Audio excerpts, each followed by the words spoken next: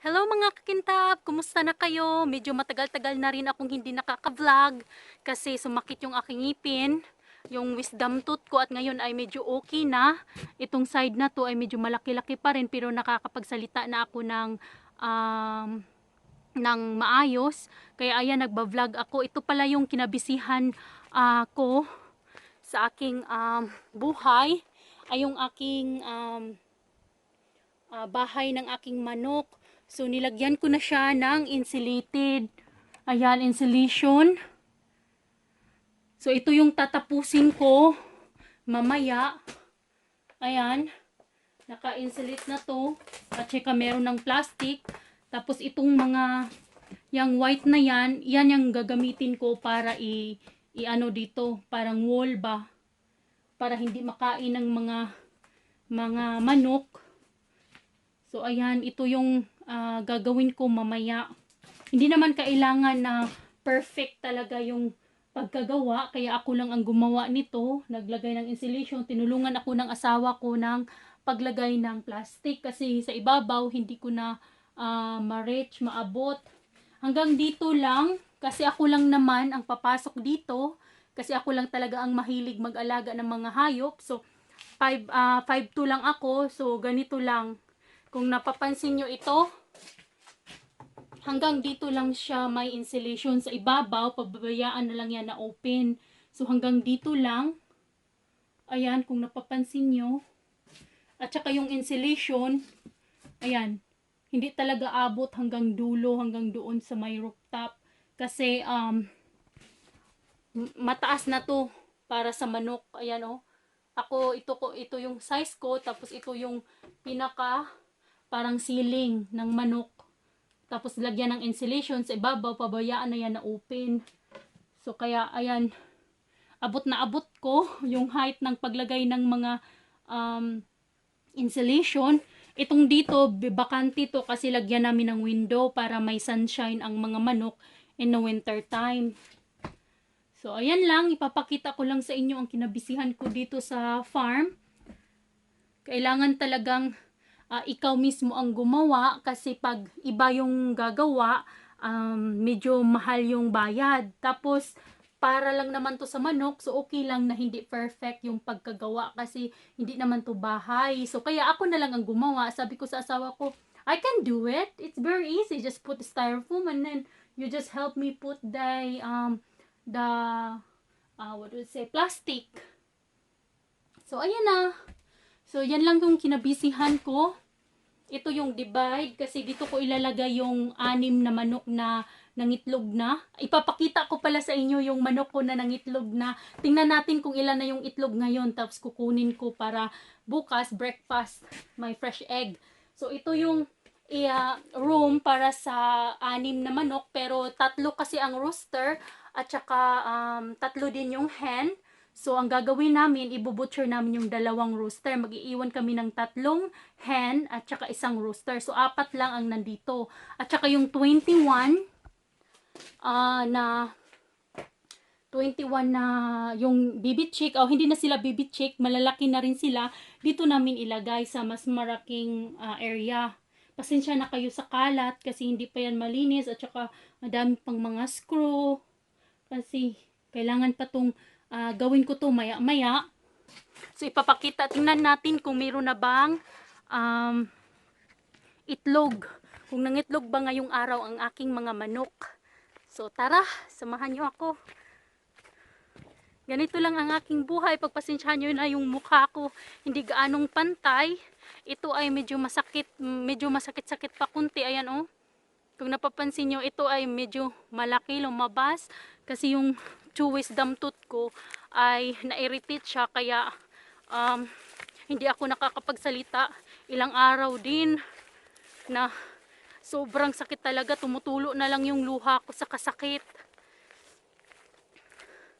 So ayan, i-check natin kung meron na bang itlog yung aking mga manok at papalabasin ko sila para naman ay makakain sila ng mga natural na pagkain na mapipili nila ba. Kaya hindi ko na lang sila dinalhan ng mga weeds. Kung napapansin nyo, ayan, Kasi umaga pa ngayon. So, bubuksan ko lang to dito at sila ay lalabas. So, ayan lang. And then, pagkatapos, i-check ko kung meron na ba silang itlog.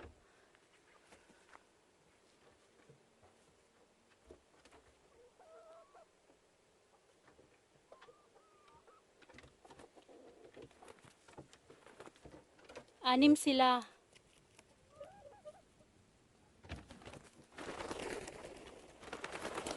So, yun na. Wala na. Tingnan natin kung ilang itlog ang nandito ngayon. Tcharan! Ilang itlog? Klaro ba? Hala, merong 3. Ayan oh, organic na itlog. Very natural. Natural feed ang pinapakain ko, yung mga damo-damo lang, yung mga vegetable, organic vegetable ko na sa garden. Kaya yan ang itsura ng itlog. Medyo pinkish. Pink siya. Ayan, 3. Yehey! Klaro ba, mga kakintab? Agoy, samaw man. Ang samaw. Samaw ang kanang na sunshine. Dili ko makaklaro, pero maklaro ba dira sa kamera? Klaro ba, be? Akong ipauko kahong kamera. Tapos, agahawrang buhato na ni. Kuha ako ng stick. Tapos, ginaganyan ko lang siya. Ayan, hanggang maabot ko. Or firewood, kung ano man yung pwede. Ayan. Klaro ba? Agay. Hirap pala kunin pag nakahawak ng kamera. Mapakog man sa taan ni Agaroy. Aray. So, ayan. 1 egg. Aguroy. Aray. Mapakog man sa taaning kuan ba? Kaya kailangan ko na talagang gumawa ng bahay ng aking manok. Kasi ako lang talaga ang mahilig sa mga mag-alaga. Tsaka ako lang naman ang kukuha ng itlog. So, ayan, 1 egg. Medyo malaki na rin siya. Wala pag ayan o. Klaro ba? Ayan, pasensya na kayo sa mukha kung hindi balance. Ayan, isa. 1 down. Lagay natin dito. Kuha pa tayo ng 2 pa. 2 pa. Ayun. Klaro ba dyan? Kuha tayo ng stick. Agoy.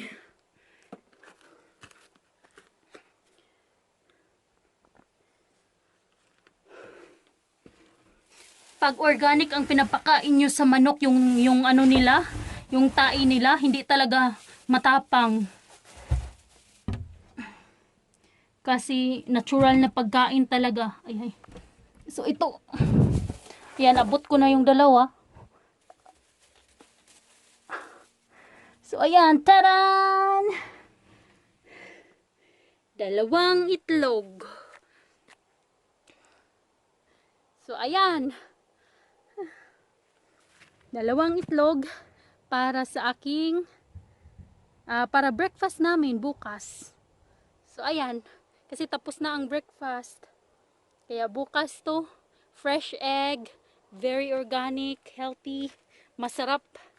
So ayan. Dahan-dahang ilagay ang 3 itlog. Whoop! Ayog! So ayan. Yan yung itsura ng organic na itlog. May pagka-pinkish siya. Hindi siya katulad nung farm egg na may halong na hindi natural na feed, ay medyo dark ang kulay niya, dark brown. Pag ito, yung natural lang talaga, yung mga leaves lang ang kinakain nila, nakukuha nila yung calcium na kailangan ng itlog. Yung shells kasi kailangan ng calcium. So, para magka-eggshell siya. So, ayan. Ayan lang. Whew. Ayan lang ang aking buhay-buhay dito sa farm.